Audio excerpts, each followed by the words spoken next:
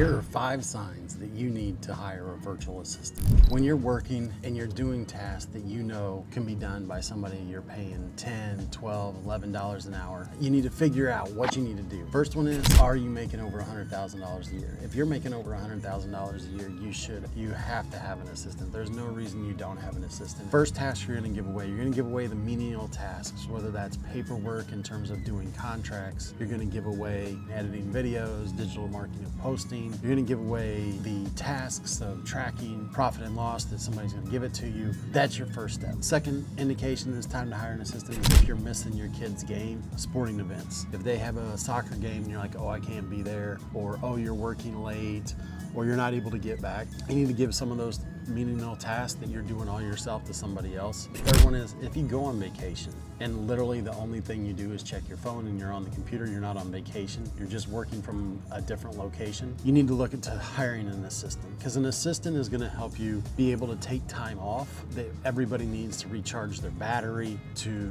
get recharged, spend time with your family, and enjoy actually the fruits of your labor in terms of what you're actually doing. So when you're on vacation and you're at the beach and you're looking at your computer, or you're making phone calls, or you're not able to go to the pool because you have a webinar or a Zoom call that you need to be on, that's when it's a clear indication, hey, you need to hire a virtual assistant. Number 4, if you're paying way too much money for people to be in-house, but you can hire somebody virtually to do it. The biggest mistake that people make is they think you hire a virtual assistant and then you hire in-house. It's actually the opposite. Once you show that a virtual assistant can do it, you never hire in-house. To this day, one of the biggest mistakes that business coaches or whatever type of coaching program that they say they have, they tell you, oh, you need to hire your right-hand man. And that's the biggest crock of, you know what, that like, no. If you ever have a business coach and he says you need to hire your right-hand man, once you get big enough, say 5, 10 million, $20 million in revenue, you can look at it. But when you're at 100, 250,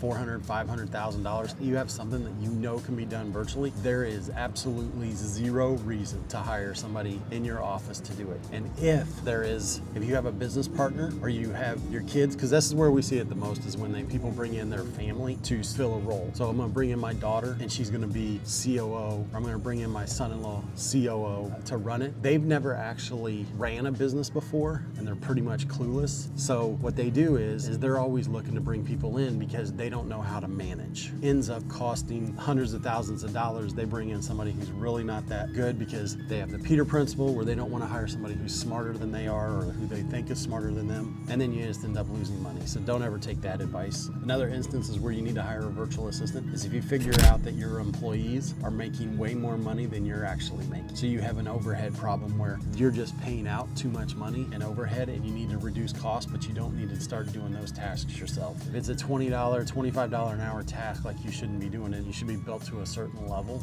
to do it. If you are paying out and your 4 or 5 employees are actually, you're doing work, but you're still the CEO sitting in the CEO seat, but you're actually working for free or as a volunteer in a nonprofit, and then your business is supposed to be a profit, that's where you need to figure out that, hey, it's too much. When we talk about hiring a virtual assistant, there are tasks that you do for it. So the first part is outsource a third party or whatever else you want to do. So that's where your accountant handles your bookkeeping, or maybe it handles your finances, and then you usually go to virtual assistant next, or you either go AI or virtual assistant. Artificial intelligence or one or the other are going to be able to help you, or do you need to hire a virtual assistant? That's how you task, and then there's 5 things you want to look for it. I do it. The other reason is like a lot of people, is you're generating leads, but you notice that nobody's called them for months, sometimes years. So you've actually got money in your system, actual revenue, but nobody's actually touching it. You need to hire probably a virtual assistant to call and just be like a customer service to follow up. That's what you need to do. That's how you know it's time to hire